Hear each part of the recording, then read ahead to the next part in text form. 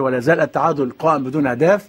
ويتلعب الكره حلوه قوي، العيد يلم ويلعب على طول. شوف الكره السريعه بتبقى حلوه ازاي، يطلع على طول هاني السيد وتصويبه وهدف. يا سلام، لسه بقول لكم احمد حسن اهو، لسه بقول بيتبنى عليه الشغل، الراجل مش حاطه اونطه وتروح الكره لاحمد حسن، وكان لعب وفضله على عيد عبد الملك في مباراه فيتا كلوب ونفذ اللي هو عاوزه مظبوط. الراجل بيقدر ان هو يغتنم الخبره بتاعت لاعيبته.